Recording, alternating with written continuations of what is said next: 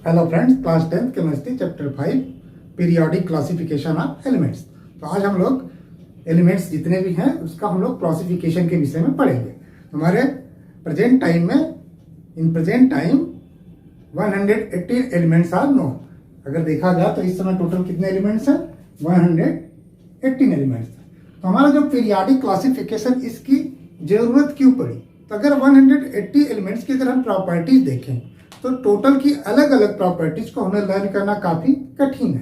तो हम क्या करते हैं कि इन एलिमेंट्स के जिसके हमारी प्रॉपर्टीज सिमिलर है, ठीक है ना, जिसकी प्रॉपर्टीज सिमिलर जो मिल रही है उनको हम एक टेबल के फॉर्म में रख लेते हैं, ग्रुप में डाल देते हैं कि अगर एक ग्रुप में अगर इतने एलिमेंट्स हैं तो उनकी प्रॉपर्टीज सिमिलर है।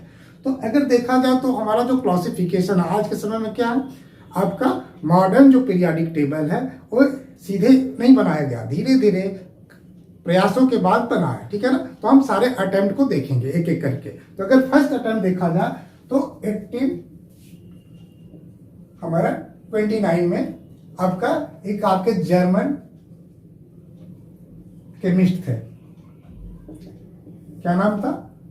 टॉवर्नियर।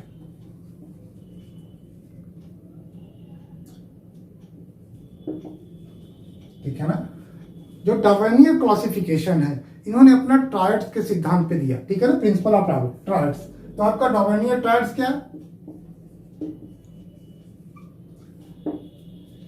ट्रायड्स मींस होता है group of 3 elements. Group of 3 elements are known as triads, ठीक है ना। तो अगर इन्होंने देखा जाए तो आपने बनाया था इनका when the elements are arranged in the order of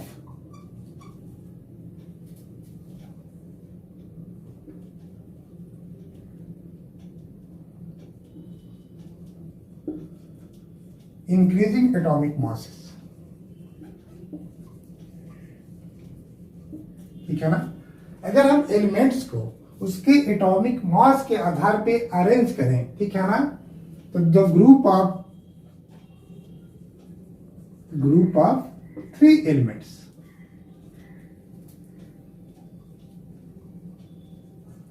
इसी को क्या बोलते हैं? ट्रायड बोलते हैं, ठीक है ना। अगर group of 3 elements are non triad, तो group of 3 elements having similar chemical properties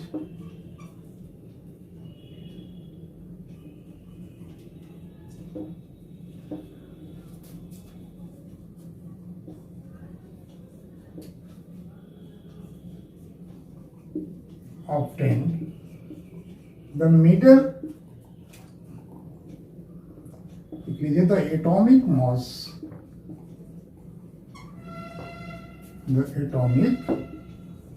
of the middle elements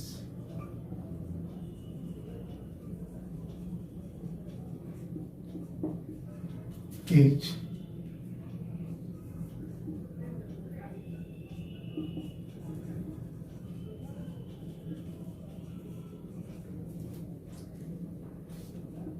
इसको बल्कि लिख लीजिए, the atomic mass of the middle element being equal to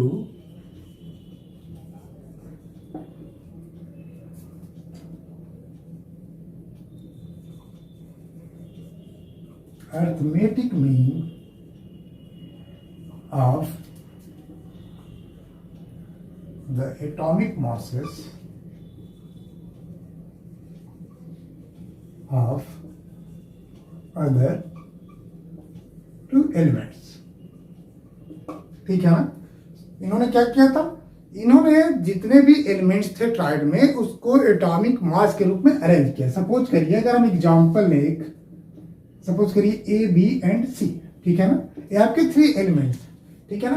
तो जो एटॉमिक मास मिडल एलिमेंट का होगा, जो बी का जो एटॉमिक मास होगा, ए एटॉमिक मास ए प्लस सी का जो एवरेज होगा, जिसको बोलते हैं अर्थमेटिक मीन, इसके ए इक्वल होगा। इन्होंने इस प्रिंसिपल पे इन्होंने केवल ओनली 3 टायर्स बनाया था, ठीक है ना। अब एक एक टायर्स को हम देख लेते हैं। इसमें फर्स्ट लेते हैं इनका अल्कली मेटल ग्रुप।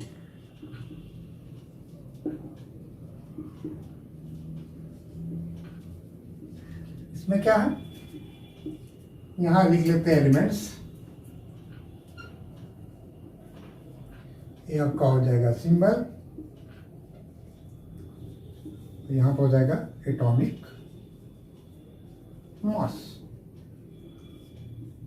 तो जो अल्कली ग्रुप था, इनका फर्स्ट था लिथियम, फिर आपका था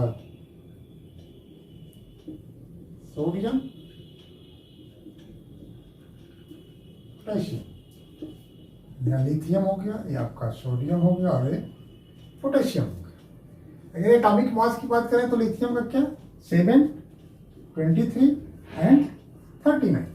इनका क्या था, इनका टार्स था कि जो आपका मिडल एलिमेंट है इस दोनों के अर्थमेटिक मीन के इक्वल होता है। तो यहाँ पे अगर देखा जाए तो क्या होगा 39 + 7 कितना हो जाता है 46 डिवाइड बाई 2 इक्वल टू क्या है 23।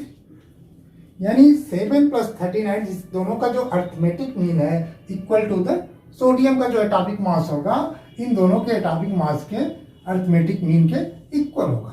तो इन्होंने फर्स्ट ट्रायल बताया। अब जो अल्कली मेटल ग्रुप है, अगर इसमें क्या था, इसमें जो लिथियम की जो प्रॉपर्टी थी, जो केमिकल प्रॉपर्टीज आपकी लिथियम सोडियम पोटेशियम क्या थी, सिमिलर थी।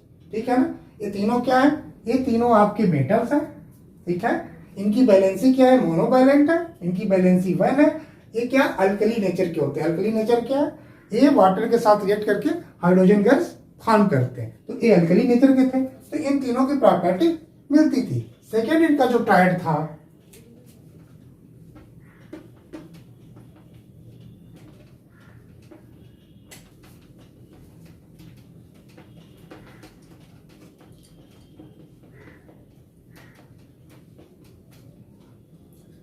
ये आपका alkaline earth metal group, earth metal group. अब इसमें क्या था आपका, इसमें आपका था कैल्शियम था, स्ट्रांसियम और बेरियम। इसका सिंबल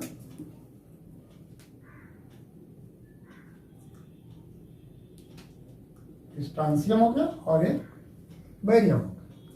कैल्शियम का आपका और 40,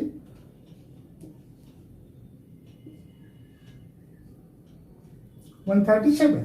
अगर यहां पे देखा जाए तो क्या है, इनका जो ट्रायड था, अगर आप 40 है तो मिडल क्या है, मिडल हमारा स्ट्रांसियम जिसका एटॉमिक मास 88 है। ठीक है ना, तो 88 यहाँ पे क्या है 40 + 137 डिवाइडेड बाई 2 आपका हो जाएगा 177 डिवाइडेड बाई 2 क्या हो जाएगा 88.5। 88.5 है, ये आपका किसके अप्रॉक्सीमेट इक्वल है, ए स्ट्रांसियम के इक्वल है। इसलिए यहाँ पे भी इनका जो टार्स था, ये फार्मूला यहाँ पे काम करता था। अब यहाँ की अगर बात करें तो इस एलिमेंट से क्या है, फर्स्ट तो क्या है कि ये भी आपकी क्या है, दीज आर मेटल्स है, ये मेटल्स है और ये अल्कलाइन नेचर के हैं और इनकी बैलेंसी क्या है, इनकी बैलेंसी 2 है। ठीक है ना, ये आपके डाइवैलेंट थे। इसके पहले जो अल्कली मेटल्स थे वो मोनोवैलेंट था। इन्होंने तीसरा जो फॉर्म किया था, ये आपका सेकेंड हो गया। इन्होंने टोटल 3 टाइप्स फॉर्म किया था।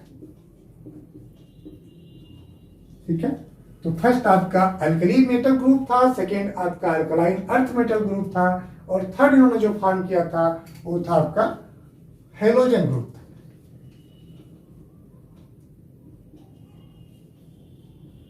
ये आपका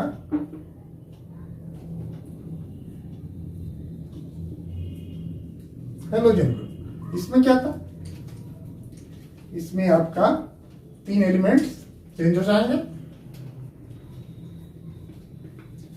आपका हो गया क्लोरीन, ब्रोमाइन और आयोडीन। इसको बोलते हैं क्लोरीन, ब्रोमीन और आयोडीन। इसका जो एटॉमिक मास होता है 35.5 होता है और ब्रोमीन का होता है 80 होता है। यहाँ पे आयोडीन का क्या होता है 127 होता है। अगर यहाँ पे भी देखा जाए तो जो मिडल एलिमेंट्स है हमारा क्या है ब्रोमीन है, इसका जो एटॉमिक मास कितना है 80, ठीक है ना। अगर इनके फार्मूला के हिसाब से चला जाए तो क्या होगा, इसको मास और इसके मास का जो ऐड है, इसका जो अर्थमेटिक मीन होगा तो क्या हो जाएगा 35.5 प्लस 127 डिवाइड बाई 2। अगर इसको करेंगे तो क्या हो जाएगा आपका 162.5 डिवाइड बाई 2 इजकल टू आ जाएगा 81.25, ठीक है। तो आपका जो 81.25 है ये अप्रॉक्सीमेट इक्वल टू द 80 है। एक्चुअल इक्वल नहीं है बट अप्रॉक्सीमेट इक्वल है। तो यहाँ पे जो आपके डॉर्वेनियर टॉर्च है यहाँ पे क्या है ए लगभग इक्वल टू द स्केयर। अगर यहाँ पे अगर हम बात करें ये तीनों एलिमेंट्स की केमिकल प्रॉपर्टीज की तो क्या है, एक दीज आर नॉन मेटल्स हैं, ये तीनों हमारे नॉन मेटल्स हैं, ये तीनों क्या है एसिड फॉर्म करते हैं और ये भी क्या है इनकी भी बैलेंसी क्या है मोनोवैलेंट है, इनकी भी बैलेंसी 1 है। तो यहाँ पे हमारे डॉर्वेनियर्स ने केवल टॉर्च में केवल 3 ग्रुप ही बताए, ठीक है ना। तो यहाँ पे जो क्लासिफिकेशन है एलिमेंट्स का ये मत सक्सेसफुल नहीं था क्योंकि हमारे और भी एलिमेंट्स थे जिनको ये टॉर्च के फॉर्म में नहीं रख पाए। इन्होंने केवल 3 ही टॉर्च बनाया था जो सक्सेसफुल नहीं था, ठीक है। हमारा न्यूलैंड लॉ ऑफ ऑक्टेव्स, इन्होंने एक लॉ दिया जो ऑक्टेव्स के फॉर्म में दिया 1864 में। जो हमारे डॉर्वेनियर महोदय थे 1829 में जो उन्होंने टॉर्च फॉर्म बताया था तो उन्होंने सारे एलिमेंट्स जो भी उस समय थे प्रेजेंट में सबको टॉर्च फॉर्म में नहीं रख पाए, केवल 3 ही ग्रुप को उन्होंने डिफाइन किया था। तो ये सफिशिएंट नहीं था। बाद में उन्होंने दूसरा है न्यूलैंड लॉ ऑफ ऑक्टेव्स। इनका क्या सिद्धांत था, जैसे आपने हारमोनियम देखा था, हारमोनियम में क्या होता जो हम धुन यूज करते हैं जैसे सा रे गामा, तो आपका क्या है कि 8वां जो सुर होता है फिर रिपीट करता है, जैसे सा रे गामा करेंगे तो फिर लास्ट का जो 8वां सुर होता है फिर सा से शुरू होता है, ठीक है। तो इन्होंने भी ऑक्टेव्स लॉ, इनका लॉ ऑफ ऑक्टेव्स क्या है, जो इवरी जो 8th एलिमेंट्स हैं उसकी जो प्रॉपर्टी होगी फर्स्ट एलिमेंट्स के सिमिलर होगी। अगर यहां पे देखा जाए तो क्या when elements are arranged in the order of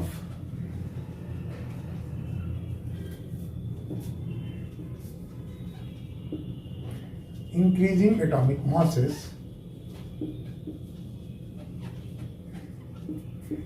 the properties of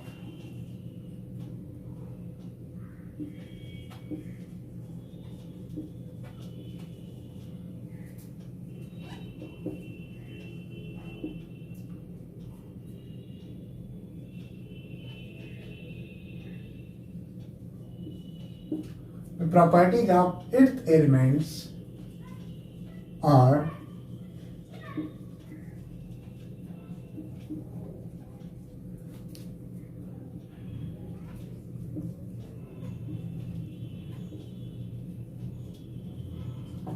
repetition of the properties of first element,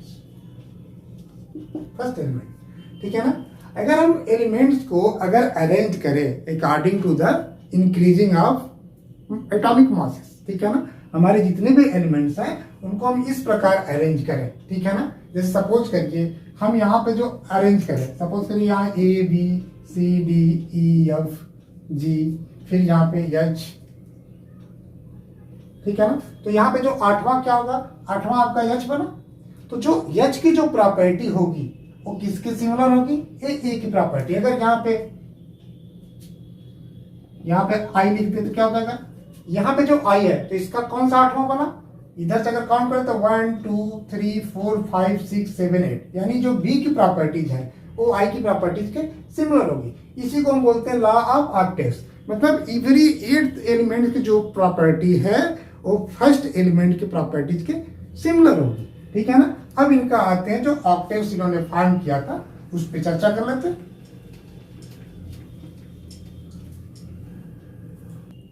यहाँ पे रिपीटेशन नहीं है, रिपीटिशन है। यहाँ पे तेजी से लिखने में इसको आप सुधार लीजिएगा, ठीक है ना। Are the repetition of the properties of first element, ठीक है ना। तो ये आपका रिपीटिशन, ओके। यहाँ पे देखा जाए तो न्यूलैंड लॉ ऑफ ऑक्टेव्स, इनके जो कुछ एलिमेंट्स को मैंने यहाँ पे राइट किया हुआ। तो अगर इनकी प्रॉपर्टीज की बात करें according to the law of octaves, जैसे अगर हम देखें तो एक ग्रुप जो आपका लिथियम, सोडियम और पोटेशियम है, ये आपके डॉर्नियर टार्ट्स में भी था, ठीक है ना।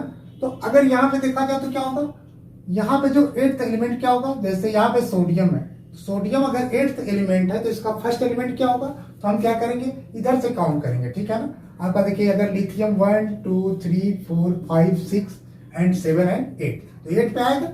तो जो सोडियम की प्रॉपर्टी होगी क्या होगी, लिथियम से सिमिलर होगी। उसी तरह जब आप पोटेशियम की बात करेंगे तो यहाँ से जब पोटेशियम की बात करेंगे तो उसके ऊपर क्या है, सोडियम है। सोडियम की अगर बात करें तो क्या होगा, 1 2 3 4 5 6 एंड 7 एंड 8। तो यहाँ पे जो पोटेशियम की प्रॉपर्टी क्या होगी, वो सोडियम की सिमिलर होगी। उस तरह यहाँ पे कैल्शियम की बात करें तो कैल्शियम क्या होगा, ये मैग्नीशियम की सिमिलर होगा और ये बेरिलियम की सिमिलर होगा। तो ये आपकी जो प्रॉपर्टीज क्या है, यहाँ पे सिमिलर प्रॉपर्टीज है। तो इनका जो lithium, sodium, potassium, beryllium, magnesium, calcium, इन्होंने जो अपना ऑक्टेव्स लॉ दिया था, इसमें इन्होंने सारे एलिमेंट्स को डिफाइन नहीं कर पाए थे, ठीक है ना। इसके जो लाइट एलिमेंट्स थे, ठीक है ना, जिनके एटॉमिक मास लाइट थे, केवल उनके लिए तो एक क्लासिफिकेशन ठीक था, बट अदर एलिमेंट को इन्होंने डिफाइन नहीं कर पाया था। तो इनका लिमिटेशन क्या था, अगर इनका लिमिटेशन की बात करें तो इसमें कमियां क्या थी, ठीक है ना। तो फर्स्ट कमियां ये थी आपका कि ये केवल लाइट जो आपके एलिमेंट्स थे केवल उन्हीं को डिफाइन था। अब जैसे सपोज करिए यहाँ पे इन्होंने कोबाल्ट और निकिल, यहाँ दो एलिमेंट्स को उन्होंने एक ही ग्रुप या कॉलम में रखा था, जिसकी प्रॉपर्टीज क्या थी, यहाँ पे बिल्कुल डिफरेंट प्रॉपर्टीज है क्लोरीन और फ्लोरीन की प्रॉपर्टीज।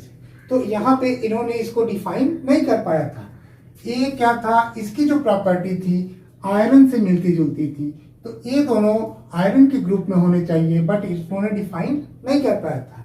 तो ये इनके ड्रॉबैक्स थे, जिसकी वजह से इनका भी क्लासिफिकेशन सक्सेसफुल नहीं था, ठीक है ना। इसके बाद हम नेक्स्ट अटेम्प्ट देखते हैं। इसके बाद जो क्लासिफिकेशन था ये आपका 1864 में था। नेक्स्ट हम आते हैं 1869 में आपका मेंडलीव पे। अब आते हैं मेंडलीव पीरियोडिक टेबल। हमारे जो मेंडलीव थे ये रशियन साइंटिस्ट थे, इन्होंने 1869 में एक पीरियोडिक टेबल फॉर्म किया। तो यहाँ पे पीरियोडिक वर्ड जो आया, देखिए यहाँ पे भी पीरियोडिक क्लासिफिकेशन ऑफ एलिमेंट्स। तो जो मेन आपका जो क्लासिफिकेशन ऑफ एलिमेंट्स है वो यहीं से शुरू होता है, ठीक है ना। तो यहाँ पे पीरियोडिक वर्ड क्या है, पीरियोडिक का मतलब होता है कि एक पर्टिकुलर रेगुलर इंटरवल के बाद वो अपनी प्रॉपर्टीज को दोहराता हो, ठीक है ना। तो इसलिए वर्ड है पीरियोडिक। यहाँ पे जो पीरियोडिक टेबल है, पीरियोडिक टेबल क्या, periodic table is a chart. अगर हम यहाँ लिखे तो क्या हो जाएगा, periodic table is a chart prepared of elements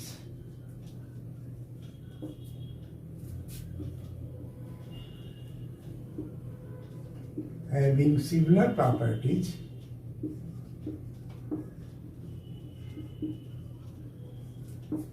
of elements occur in the same vertical column. Same vertical column or group, ठीक है ना। तो पीरियोडिक टेबल एक चार्ट है जो प्रिपेयर्ड ऑफ एलिमेंट्स, जो एलिमेंट्स को प्रिपेयर करता है और जो हमारे सिमिलर प्रॉपर्टीज एलिमेंट्स के हैं उनको एक ही ग्रुप में रखता है, ठीक है ना। एक सेम वर्टिकल कॉलम या ग्रुप, जिसको सेम वर्टिकल कॉलम उसी को हम ग्रुप भी बोलते हैं।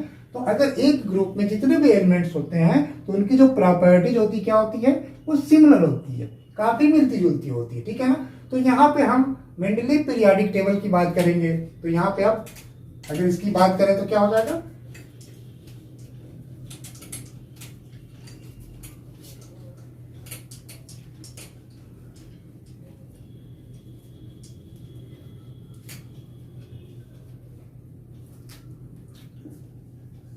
when the elements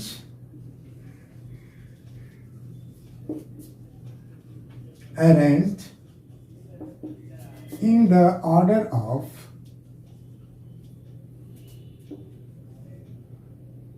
increasing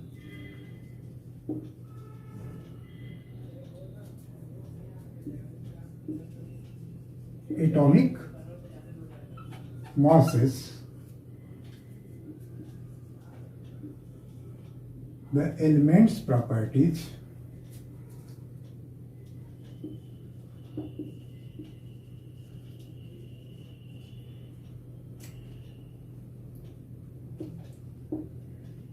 similar properties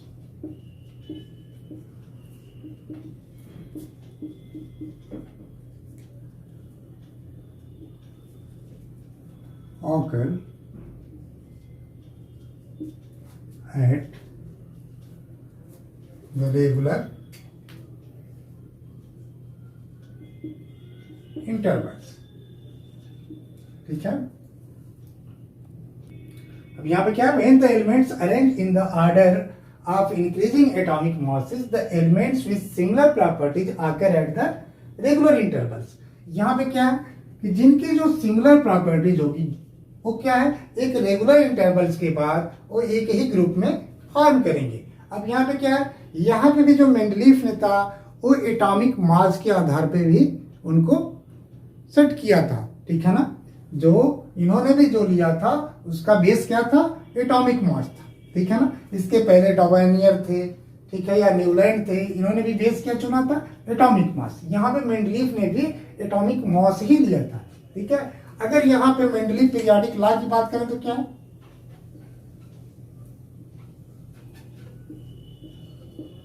Mendeleev periodic law, इनका पीरियोडिक लॉ क्या है, द प्रॉपर्टीज ऑफ, लिख दे रहे हैं इसको, द प्रॉपर्टीज ऑफ एलिमेंट्स और द पीरियोडिक फंक्शन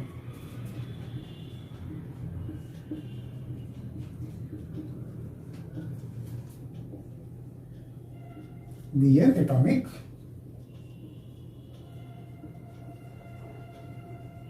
masses। तो यहाँ पे जो मेंडलीफ का पीरियोडिक लॉ है, the properties of the elements are the periodic function of their atomic mass. यहाँ पे जो एलिमेंट्स है अगर उनको अरेंज करें तो उनको एटॉमिक मास के अनुसार अरेंज करें, जैसे A B C D, suppose करिए कि एलिमेंट्स हैं, इनको हम एटॉमिक मास के अकॉर्डिंग हम अरेंज कर रहे हैं, तो इनके अगर इसकी जो प्रॉपर्टी, सपोज करिए यहाँ पे एफ है, तो यहाँ पे जो एफ की प्रॉपर्टीज है ए से मिलती जुलती होगी, और जो एफ आएगा एक रेगुलर इंटरवल के बाद आएगा, फिर यहाँ पे जो आएगा वो एक फिर रेगुलर इंटरवल के बाद आएगा। जब कोई चीज एक रेगुलर इंटरवल के बाद आती है तो उसको बोलते हैं पीरियोडिक। जैसे हमारी घड़ी की सुई है, तो एक पूरा एक चक्कर करने के बाद फिर अपनी पोजीशन पे आती है, तो क्या है, एक पीरियोडिक फंक्शन है, ठीक है ना, जिसमें पीरियड क्या होता है, कांस्टेंट होता है। तो ये होता है पीरियोडिक टेबल। तो यहाँ पे जो पीरियोडिक क्लासिफिकेशन की हम बात कर रहे हैं, तो यहाँ पे जो एलिमेंट्स का हम क्लासिफिकेशन कर रहे हैं, तो उसमें एक रेगुलर इंटरवल्स के बाद उसकी प्रॉपर्टीज जो होती है अपने एलिमेंट्स जो और ग्रुप में और भी एलिमेंट्स हैं उनसे सिमिलर होती है। अगर हम यहाँ पे बात करें कि पीरियोडिक टेबल होता क्या है, तो इसमें दो वर्ड आता है, पीरियड एंड ग्रुप्स आता है। पीरियड क्या है और ग्रुप्स क्या है। तो पीरियड क्या है आपका, उसको हम मेंशन कर देते हैं,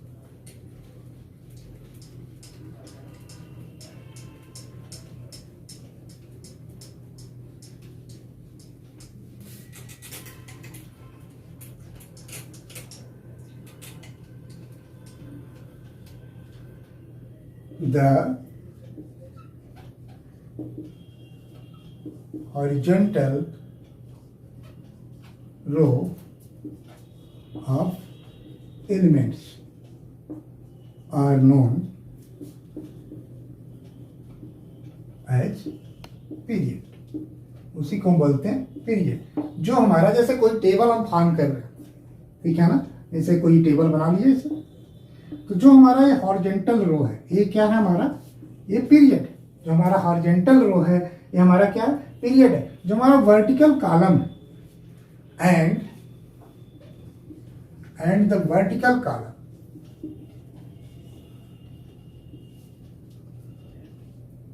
vertical column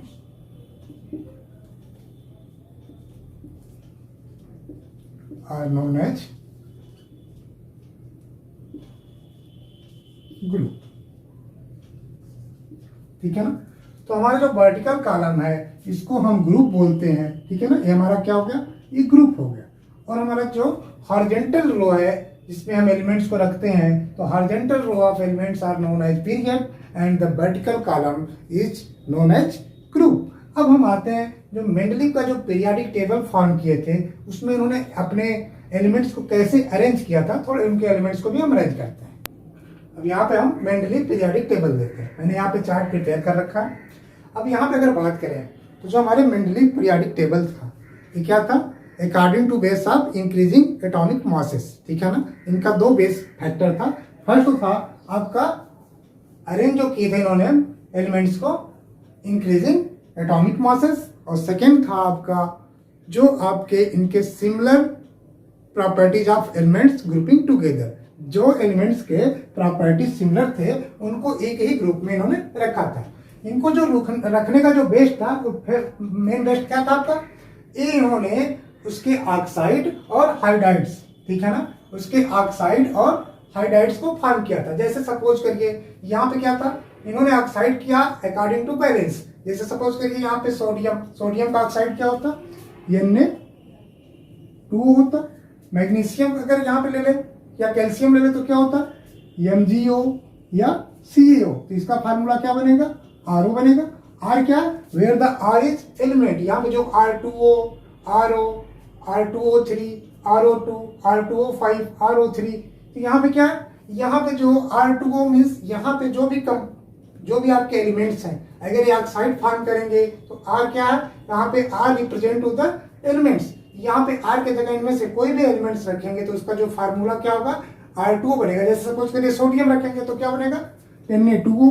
इसी तरह अगर आप पोटेशियम रखेंगे तो क्या बनेगा, K2O। इसी तरह यहाँ पे RO फार्मूला है, तो यहाँ पे अगर मैग्नीशियम रखेंगे तो क्या हो जाएगा, MgO। कैल्शियम रखेंगे तो CaO। ऐसे जितने भी एलिमेंट्स हैं अगर वो ऑक्साइड फॉर्म करेंगे तो आपके इसी फार्मूले पे फॉर्म करेंगे। इसी तरह यहाँ पे देखें तो अगर एल्युमिनियम लेते तो क्या बनता है, एल्युमिनियम ऑक्साइड Al2O3। ठीक है ना। ऐसे ही अगर हम देखें तो इसके हाइड्राइड्स भी हैं। यहाँ पे क्या है, RH। तो यहाँ पे जब सोडियम हाइड्राइड बनाता है तो क्या बनाता है, यहाँ पे RH। R क्या रिप्रेजेंट करता है एलिमेंट को, तो यहाँ पे एलिमेंट का नाम रख दीजिए सोडियम। यहाँ पे हाइड्राइड का फार्मूला क्या हो जाएगा, NaH। इस तरह यहाँ पे KH। अगर यहाँ पे अगर देखेंगे तो क्या हो जाएगा, MgH2 बन जाएगा। ठीक है ना। इसी तरह अगर हम थर्ड ग्रुप की बात करें तो यहाँ पे ऑक्साइड का फार्मूला क्या है, R2O3। तो यहाँ पे जब एल्युमिनियम बनाएगा तो क्या होगा, Al2O3। इसी तरह अगर हाइड्राइड फॉर्म करेगा तो क्या हो जाएगा, ठीक है ना, इसका फार्मूला A बन जाता है। अगर इसी तरह देखिए अगर RO2 वाले में जाएंगे, यहाँ पे क्या है, CO2। तो C अगर यहाँ पे आके जगह प्लेस करेंगे तो क्या हो जाएगा, CO2। ठीक है। इसी तरह अगर हाइड्राइड के फॉर्म में रखेंगे तो क्या हो जाएगा, CH4 हो जाएगा। ठीक है ना। तो इनका जो बेस था, जो आपके मेंडलीव पीरियोडिक टेबल था, एक तो एटॉमिक मासेस को इंक्रीजिंग ऑर्डर में इन्होंने अरेंज किया था। हर का एटॉमिक मासेस देखिए तो क्या आ जाएगा, यहाँ 7 है, फिर ये क्या इंक्रीजिंग ऑर्डर में। ठीक है ना। फिर यहाँ पे इंक्रीजिंग ऑर्डर में तो इन्होंने जो पीरियोडिक टेबल फॉर्म किया उसमें नंबर्स ऑफ पीरियड कितने थे, नंबर्स ऑफ पीरियड आपके 7 पीरियड थे। और ग्रुप कितने थे, ग्रुप्स हमारे 8 थे। First, second, third, fourth, fifth, six, seventh and 8th। जो हमारा फर्स्ट से लेके 7th ग्रुप है इसको बोलते हैं नॉर्मल। और जो हमारा 8th ग्रुप था ये हमारा था ट्रांजिशन। ठीक है ना। मेंडलीव जब पीरियोडिक टेबल प्रिपेयर हो रहा था तो उस समय total 63 elements were known about 63 elements. ठीक है ना। और हमारे जो नोबल गैस थे उस समय डिस्कवर्ड नहीं हुए थे, यानी इनके पीरियड में नोबल गैस डिस्कवर्ड नहीं हुए थे। तो ये हमारे मेंडलीव का पीरियोडिक टेबल है। ठीक है ना। अब यहाँ पे अगर हम देखें तो यहाँ पे क्या है, यहाँ पे देखिए आयरन, कोबाल्ट और निकेल। अब यहाँ पे सारा देखिए तो क्या एटॉमिक मास जो है इंक्रीज ऑर्डर में है, बट यहाँ पे आयरन क्या 55.8 है, उसके बाद कोबाल्ट 58.9 है, फिर 58.7 है। यहाँ पे निकल का जो एटॉमिक मास है वो कोबाल्ट के प्लेस पे होना चाहिए, क्योंकि 58.7 पहले आता है और 58.9 क्या आता है बाद में आता है। लेकिन इन्होंने क्या किया था, आयरन के बाद कोबाल्ट को लिया फिर निकल के लिया, तो इसको इन्होंने क्लेरिफाइड नहीं कर पाया, एक्सप्लेन नहीं कर पाया कि कोबाल्ट को मैं पहले फर्स्ट क्यों रखा हूँ, निकिल को बाद में क्यों रखा हूँ। फिर जो इन्होंने हाइड्रोजन का जो प्लेस था, ठीक है ना, एक फर्स्ट ग्रुप में भी रखे थे, और जो आपका ये हेलोजन ग्रुप है क्लोरीन और फ्लोरीन का, यहाँ पे भी प्लेस बताए थे। तो हाइड्रोजन के प्लेस को डिसाइड नहीं कर पाया था। और अगर आप देखें तो यहाँ पे क्या है, ये आपके मेंडलीव का पीरियाडिक टेबल है। अब इस पे हम थोड़ा सा इसके मेरिट्स के और कुछ एनॉमलीज या डिमेरिट्स की भी बात करते हैं, ठीक है। अब यहाँ पे थोड़ा मेरिट्स और डिमेरिट्स से पहले थोड़ा जिक्र करना, जो यहाँ पे गैप दिया हुआ है, ठीक है ना। तो मेंडलीव ने उस समय जितने एलिमेंट्स इनको पता थे, जो एलिमेंट्स इनको पता नहीं थे, उन्हें पता था कि फ्यूचर में यहाँ पे भी गैप में कोई ना कोई एलिमेंट्स आएगा, बट उस समय इनको इस एलिमेंट्स की जानकारी नहीं थी। तो उन्होंने वहां पे पहले से ही प्रिडिक्शन कर रखा था, उन्होंने यहाँ पे गैप छोड़ दिया था कि जो यहाँ पे एलिमेंट्स जो भी होगा उसकी प्रॉपर्टीज वो बोरान एल्युमिनियम की जो प्रॉपर्टीज है उससे मिलती जाएगी। तो यहाँ पे अगर 4 पीरियड्स की बात देखें तो उसमें फर्स्ट सीरीज और सेकेंड सीरीज है। जो फर्स्ट सीरीज है वो इसके अकॉर्डिंग है, और जो सेकेंड सीरीज है वो एल्युमिनियम के अकॉर्डिंग है। यानी जो 68 के आसपास का जो एटॉमिक मास वाला एलिमेंट यहाँ पे जो प्लेस होगा उसकी प्रॉपर्टी एल्युमिनियम के प्रॉपर्टी से मिलती रहेगी, सिमिलर होगी। और जो यहाँ पे 44 एटॉमिक मास के अकॉर्डिंग जो यहाँ पे एलिमेंट्स होगा उसकी प्रॉपर्टीज आपके बोरान एलिमेंट से सिमिलर होगी। उसी तरह यहाँ पे जो प्रॉपर्टी 72 एटॉमिक मासेस का होगा वो सिलिकॉन से मिलती होगी। तो उन्होंने पहले से प्रिडिक्ट कर रखा था। तो यहाँ पे जो अननोन एलिमेंट्स था, अननोन जो एलिमेंट्स था,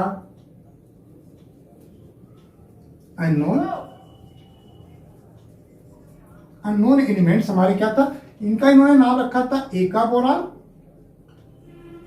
इसी तरह यहाँ पे एल्युमिनियम था, इन्होंने वर्ड रखा था एका एल्युमिनियम।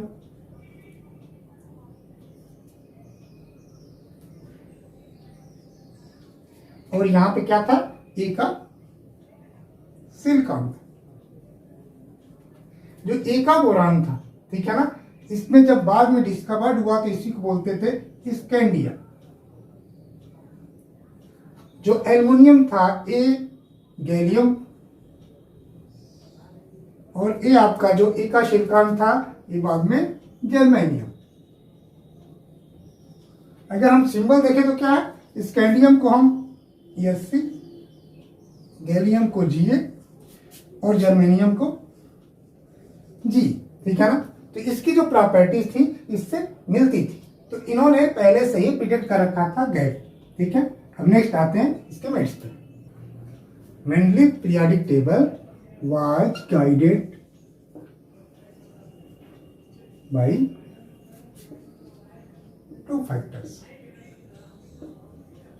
फर्स्ट क्या है, फर्स्ट था इंक्रीजिंग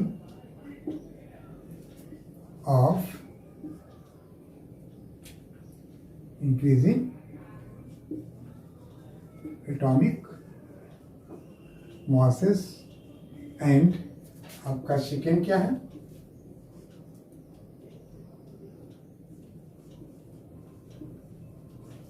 having similar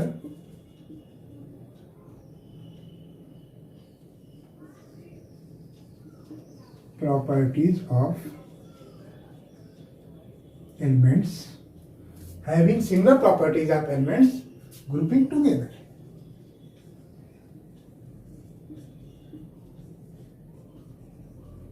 ठीक है ना। इनका जो मेंडलीव पीरियोडिक टेबल था ये गाइडेड बाय 2 फैक्टर्स। इसमें फर्स्ट फैक्टर था कि जो इनका टेबल था increasing atomic masses and having the similar properties of elements grouping together. जिनकी प्रॉपर्टी सिमिलर थी उनको एक ही ग्रुप में रखा गया था, ठीक है। Merits of the Mendeleev classification of elements. अब हम इसके मेरिट्स को बता देते हैं। फर्स्ट मेरिट है Mendeleev's periodic law predicted existence of some elements which had not been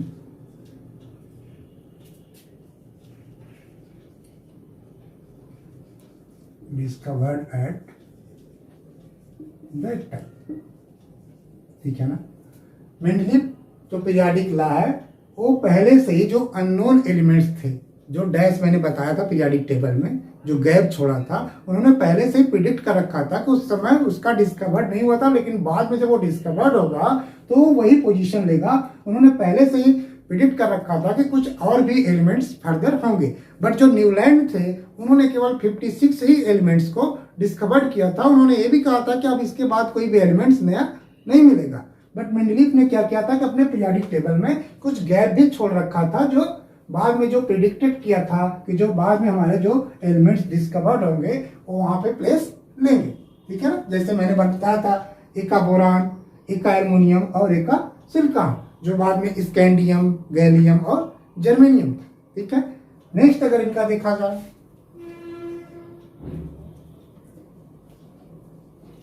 तो Mendeleev periodic table could predict the properties of unknown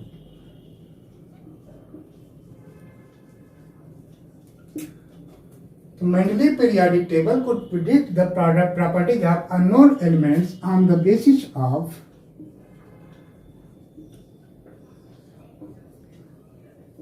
their position in periodic table.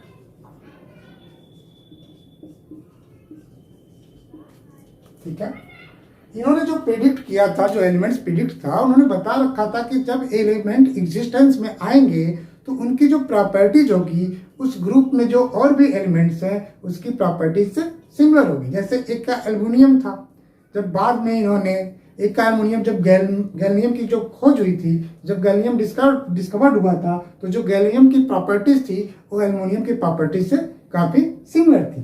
ठीक है ना। इसी तरह जब जर्मेनियम आया तो जर्मेनियम की जो प्रॉपर्टीज थी सिलिकॉन की प्रॉपर्टीज से सिमिलर थी। ठीक है ना।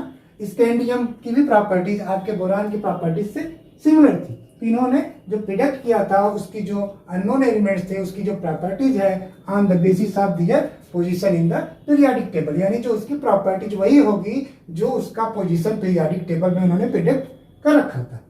थर्ड आते हैं Mendeleev periodic table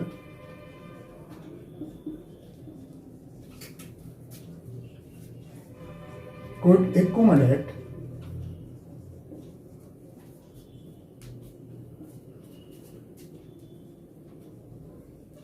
noble gases when they were discovered। ठीक है। जो मेंडलीव के जो पीरियोडिक टेबल थे, जो बाद में जब नोबल गैसेस, क्योंकि मेंडलीव का जब पीरियोडिक टेबल फॉर्म हुआ था तो उस समय नोबल गैस डिस्कवर्ड उनके पीरियड में नहीं था, लेकिन जब नोबल गैस डिस्कवर्ड हुआ तो एक उनके पीरियोडिक टेबल को बिना डिस्टर्ब किए एकोमोडेट हो गया। ठीक है ना। क्योंकि उन्होंने जो आपका नोबल गैस है मॉडर्न पीरियोडिक टेबल में कौन सा है, आपका ग्रुप 18 में है। तो ये जब एकोमोडेट हुआ तो इनके पीरियोडिक टेबल को बिना डिस्टर्ब किए एकोमोडेट हो गया। तो ये आपका इनका मेरिट्स था। ठीक है ना। फर्स्ट मेरिट्स में प्रिडिक्टेड वाला था तो ये आपके मेरिट्स हो गए। और जो नोबल गैस था इसमें कोई डिस्टर्बेंस नहीं था जब एकोमोडेट हुआ इनके पीरियोडिक टेबल में। अब हम आते हैं इसके लिमिटेशन या एनॉमलीज की बात करते हैं। ठीक है ना। इसमें लिमिटेशंस क्या थे, anomalies of Mendeleev classification of elements. अब यहाँ पे हमने मेरिट्स पढ़ा, अब एनॉमलीज, इसी को हम बोलते हैं और लिमिटेशंस। ठीक है ना। इसकी लिमिटेशंस क्या क्या है, तो इसको देख लेते हैं। फर्स्ट अगर लिमिटेशन देखें, द पोजीशन ऑफ आइसोटोप्स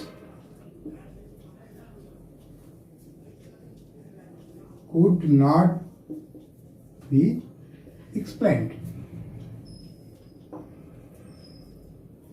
ठीक है ना। तो मेंडलीव का जो पीरियोडिक टेबल था, जो आइसोटोप्स थे उनको इन्होंने एक्सप्लेन नहीं कर पाया। आइसोटोप्स क्या होते हैं? आइसोटोप्स जिसके एटॉमिक नंबर तो सेम होते हैं बट उसके एटॉमिक मासेस डिफरेंट होते हैं। जैसे एग्जांपल में क्लोरीन ही ले लें। क्लोरीन के क्या है, एक आपका 35 एटॉमिक मास है, एक क्लोरीन में 37 है। तो अगर हम इंक्रीजिंग ऑर्डर एटॉमिक मास के अकॉर्डिंग रखेंगे तो क्लोरीन का क्या 35 है। अगर इसको 35 किसी एक ग्रुप में रखते हैं तो जब सेकेंड हम 37 रखेंगे तो ये डिफरेंट ग्रुप में चला जाएगा अकॉर्डिंग टू एटॉमिक मास। तो इन्होंने इसको एक्सप्लेन नहीं कर पाया। इन्होंने आइसोटोप्स को एक ही ग्रुप में रखा था बट इन्होंने एक्सप्लेन नहीं कर पाया कि ऐसा इन्होंने क्यों रखा हुआ है। जबकि एटॉमिक मास के अकॉर्डिंग अगर ये लोग अगर ये आपका पीरियोडिक टेबल प्रिपेयर किए थे तो उनको क्लोरीन के जो आइसोटोप्स थे दोनों को अलग अलग ग्रुप में होना चाहिए। तो the position of isotopes could not be explained. Second इनका था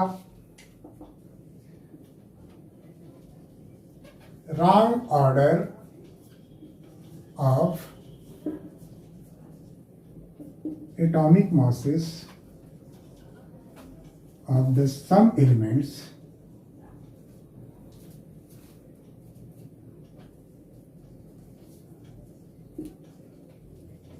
could not be explained। यहां पे क्या है, wrong order of atomic masses of the some elements. अगर एग्जांपल है तो क्या था, आयरन, कोबाल्ट और निकिल था। कोबाल्ट का जो था ये 58.9 था और यहाँ पे 58.7 था। इसका एटॉमिक मास 58.7 है, इसका एटॉमिक मास 58.9 है। बट कोबाल्ट का एटॉमिक मास जब ग्रेटर है निकिल से तो इसका प्लेस कहाँ होना चाहिए, यहाँ पे होना चाहिए। निकिल को पहले होना चाहिए क्योंकि एटॉमिक मास इसका कम है according to the periodic table of Mendeleev. But यहाँ पे इन्होंने क्या किया था, कोबाल्ट को पहले प्लेस किया था, निकिल को बाद में किया था, जो इसको भी एक्सप्लेन नहीं कर पाए। ठीक है ना। तो यहाँ पे एक एक्सप्लेन इसका था। थर्ड इसका एनोमलीज था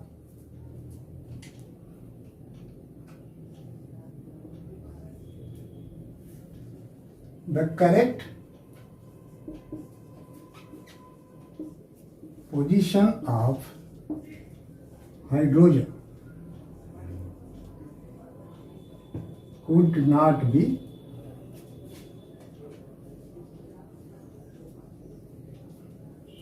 explained। जो इन्होंने हाइड्रोजन का जो पोजीशन था इसको भी एक्सप्लेन नहीं कर पाए।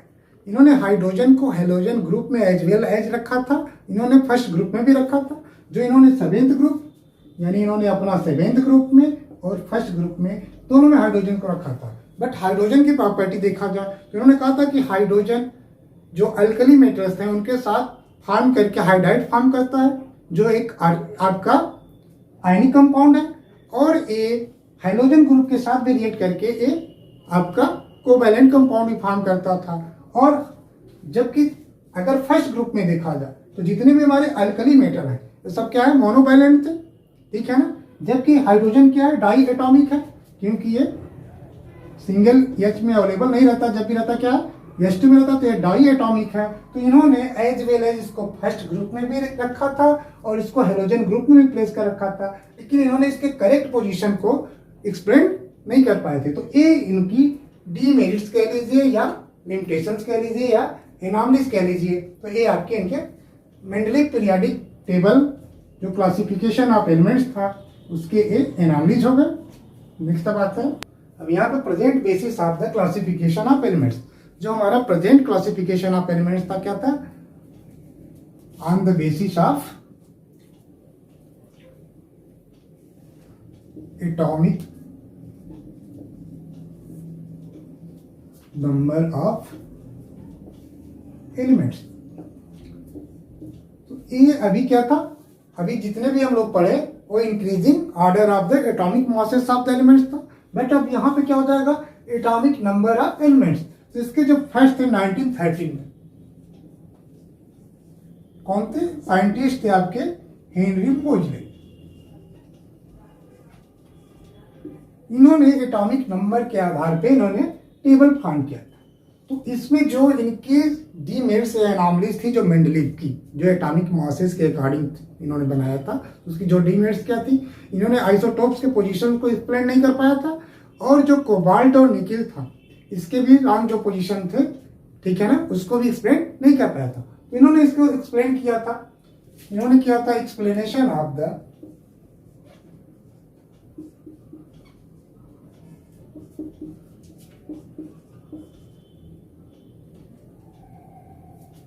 explanation the position of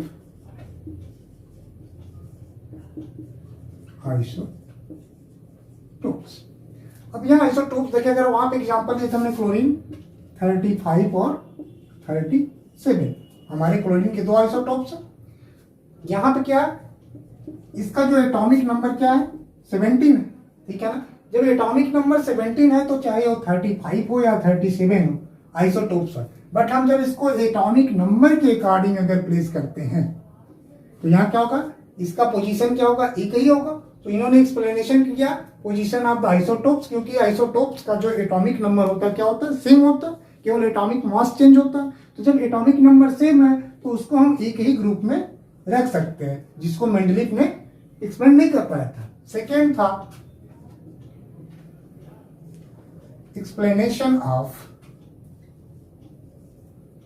explanation the position of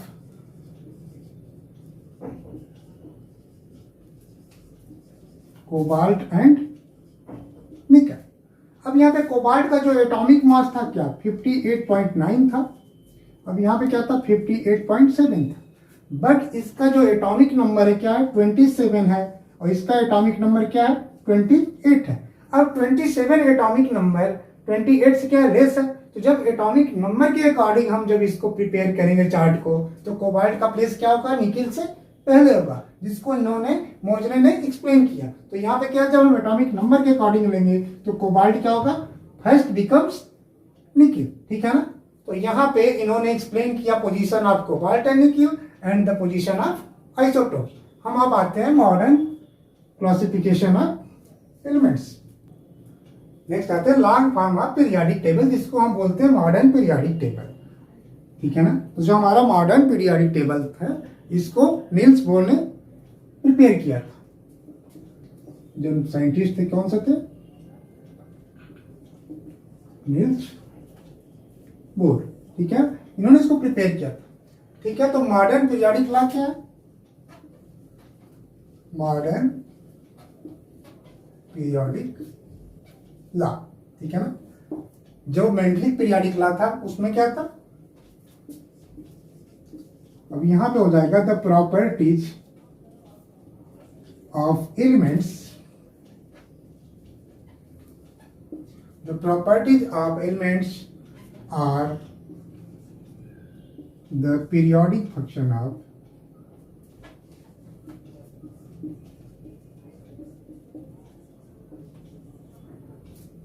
their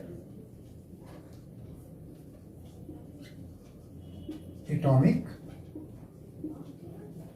numbers। वहां पे क्या था, जो मेंडलीव पीरियोडिक लॉ था, the properties of elements are the periodic function of their atomic masses था, ठीक है ना। वहां एटॉमिक मास था, यहाँ पे क्या है, एटॉमिक नंबर है, ठीक है ना। तो जो मॉडर्न पीरियोडिक लॉ है उसमें अकॉर्डिंग टू एटॉमिक नंबर। तो मॉडर्न पीरियोडिक टेबल की अगर हम बात करें तो क्या होगा, यहाँ पे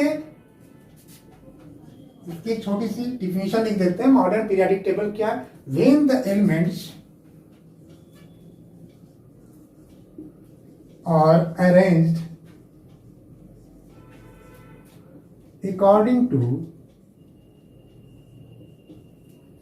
according to increasing atomic number, ठीक है। जब हम एलिमेंट्स को अरेंज करें according to atomic number, then the elements having same valency electron.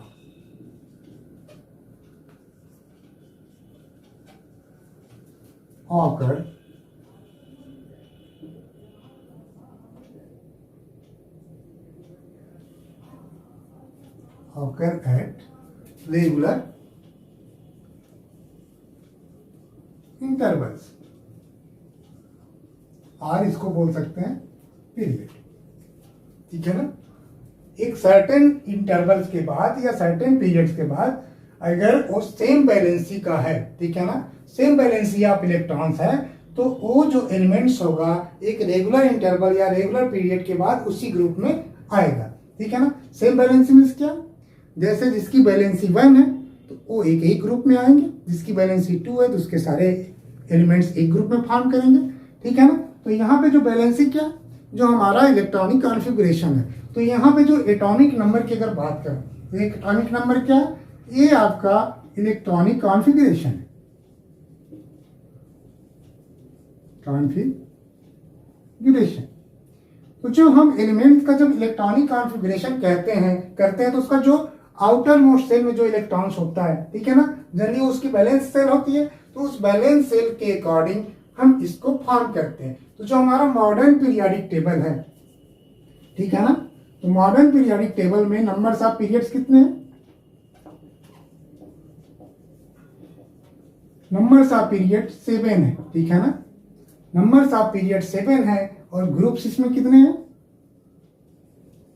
Groups आपके टोटल 18, ठीक है ना। जो हमारा मॉडर्न पीरियोडिक टेबल है इसमें नंबर्स ऑफ पीरियड 7 है और ग्रुप्स हमारे 18 है, ठीक है। लेकिन जो मॉडर्न पीरियोडिक टेबल है उसमें ग्रुप 18 है, इसको हम व्हाइट बोर्ड पे डिस्प्ले नहीं कर पाएंगे, इसलिए मैं इसका फोटो आपको इमेज इसमें इंसर्ट कर दूंगा वीडियो में, वहां से आप इसको देख सकते हैं। केवल हम यहाँ पे इसको एचडी करते हैं।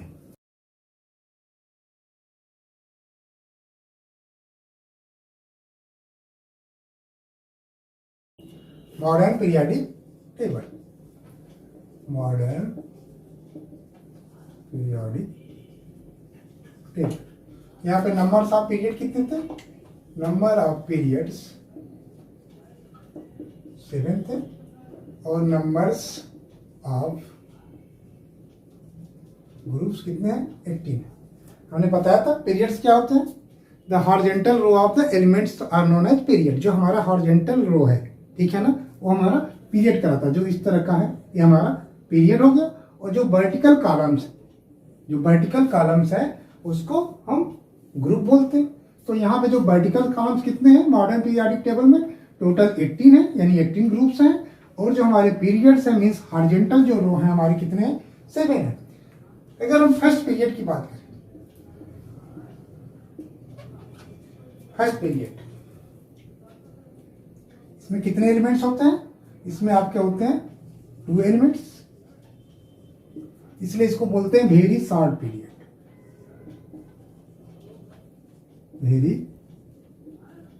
वेरी शॉर्ट पीरियड, ठीक है ना। फर्स्ट पीरियड में हमारे 2 एलिमेंट्स होते हैं, वेरी शॉर्ट पीरियड है। आपका जो सेकेंड है, ठीक है, सेकेंड में हमारा होते हैं 8 एलिमेंट्स, इसको बोलते हैं शॉर्ट पीरियड। इसी तरह आपका थर्ड जो है इसमें भी आपका होता है 8 एलिमेंट्स, इसलिए ये भी आपका शॉर्ट पीरियड ही है। आपका जो फोर्थ पीरियड है उसमें हमारा होता है 18 एलिमेंट्स होते हैं, ठीक है ना, इसलिए इसको बोलते हैं लॉन्ग पीरियड। इसी तरह हमारा जो फिफ्थ पीरियड है इसमें भी हमारे कितने हैं, 18 एलिमेंट्स होते हैं, ये भी हमारा लॉन्ग पीरियड ही होता। जो हमारा सिक्स पीरियड है उसमें हमारे 32 एलिमेंट्स होते हैं, इसलिए इसको हम बोलते हैं very long period, very long period. हमारा जो 7th इसमें भी हमारे 32 एलिमेंट्स होते हैं, तो ये भी वेरी लॉन्ग ही पीरियड होता है, ठीक है। तो हमारे क्या है, हमारे 2 शॉर्ट पीरियड है, 2 लॉन्ग पीरियड हो, 2 वेरी लॉन्ग पीरियड है, बट एक जो हमारा है वेरी शॉर्ट पीरियड है, केवल उसमें 2 एलिमेंट्स है। अगर इनको टोटल काउंट करें तो हमारा कितना हो जाएगा, 18 एलिमेंट्स, ठीक है ना। तो ये तो हमने पीरियड्स की बात कर लिया। अब हम आते हैं थोड़ा ग्रुप्स पे। अब हम ग्रुप्स की बात करें तो टोटल ग्रुप्स कितने हैं? 80। इसका जो ग्रुप फर्स्ट और सेकेंड जो, ठीक है ना, ये हमारा होता है लाइट मेटल होता है, ठीक है। जो हमारा थर्ड, यानी आपका थर्ड से लेके कितना हो जाएगा, इसको ऐसे लिख लीजिए, फर्स्ट से 2 आपका ये लाइट मेटल्स है, और थर्ड ग्रुप से लेके हमारा 12 तक, ठीक है ना, ये आपका होता है हैवी मेटल, ठीक है। फिर आपका इसको ट्रांजिशन भी मेटल बोलते हैं, ठीक है। नेक्स्ट क्लास में जाएंगे तो इसको और क्लियरली पढ़ेंगे। तो यहाँ फर्स्ट से सेकेंड जो है लाइट मेटल्स होगा, थर्ड से 12 आपका हैवी मेटल्स हो गया, और आपका जो 13 से 17 जो ग्रुप है, ठीक है ना, ये आपका हो जाएगा नॉन मेटल, ठीक है ना। इस नॉन मेटल में कुछ मेटलॉइड्स भी होते हैं, ठीक है ना। मेटलॉइड क्या है? जिसमें मेटल और नॉन मेटल दोनों की प्रॉपर्टी पाई जाती है, ठीक है ना। तो यहाँ पे जो मेटलॉइड्स हैं ये कौन कौन से हैं? जो 13 से 17 ग्रुप में फॉर्म होते हैं। आपका हो गया बोरान, ठीक है,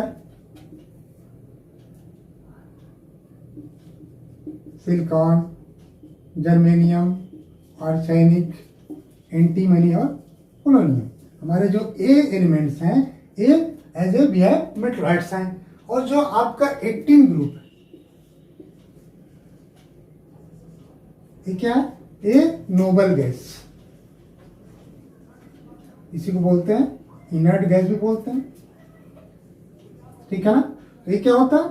जनरली ये आपके अनरिएक्टिव केमिकली होते हैं, ठीक है ना। केमिकली अनरिएक्टिव होते हैं।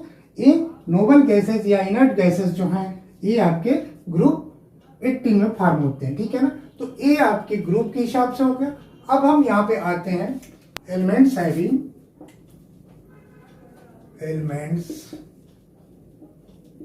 हैविंग वन वैलेंसी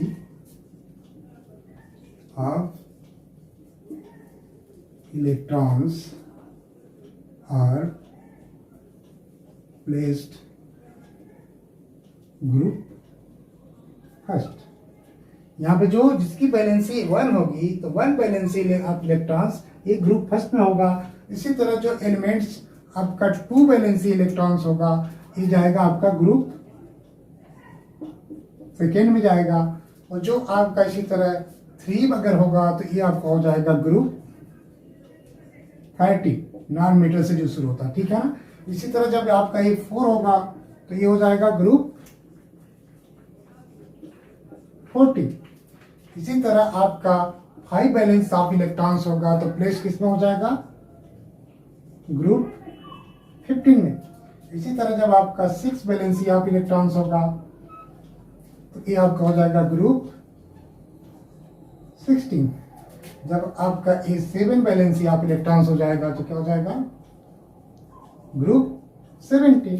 और जब ये आपका 8 valency of electrons, 8 valency of electrons means जो आउटर मोस्ट सेल में हमारे 8 इलेक्ट्रॉन्स हो गए। जब आउटर मोस्ट सेल में 8 इलेक्ट्रॉन्स हो गए तो क्या होगा? वो इनर्ट गैस का कॉन्फ़िगरेशन अचीव कर लेता। तो इनर्ट गैस इसीलिए बोलते हैं क्योंकि इसमें जो बैलेंसी सेल में कितने होते हैं? 8 इलेक्ट्रॉन्स होते हैं। तो ये किसमें जाएगा? आपका ग्रुप प्लेस्ड होगा ग्रुप 18 में। तो ए प्लेस्ड होगा ग्रुप फर्स्ट में। अगर ग्रुप फर्स्ट में अगर प्लेस है तो उसकी बैलेंसी में इलेक्ट्रॉन्स क्या होगा? बैलेंसी इलेक्ट्रॉन्स कितने होंगे? फर्स्ट A1 होंगे। अगर इसी तरह ग्रुप सेकेंड में है प्लेस्ड हो रहा है तो उसमें 2 होंगे इलेक्ट्रॉन्स। यहाँ पे 3 होंगे। यहाँ पे क्या? 4 5 6 7 8 यानी 1 2 3 4 5 6 7 8। यहाँ पे 8 अगर हैं बैलेंसी ऑफ इलेक्ट्रॉन्स तो ये जाएगा ग्रुप 18 में, जिसको हम बोलते हैं नोबल गैस, ठीक है ना। क्योंकि नोबल गैस में क्या होता है कि इसके जो आउटर मोस्ट सेल में 8 इलेक्ट्रॉन्स होते हैं, ठीक है ना। तो यहाँ पे बैलेंसी सेल क्या है? बैलेंसी की इलेक्ट्रॉन्स कितने हैं? तो 8 बैलेंसी ऑफ इलेक्ट्रॉन्स अगर हैं तो वो ग्रुप 18 हो जाएगा, ठीक है। मॉडर्न पीरियोडिक टेबल में जो पोजीशन ऑफ हाइड्रोजन है इसका एटॉमिक नंबर क्या होता है? 1 होता है। अब इलेक्ट्रॉनिक कॉन्फ़िगरेशन के आधार पे क्या करेंगे? On the basis of electronic configuration it placed in the group first. ये ग्रुप फर्स्ट में होता है, लेकिन ग्रुप फर्स्ट में हमारा क्या होता है? अल्कली मेटल्स होते हैं,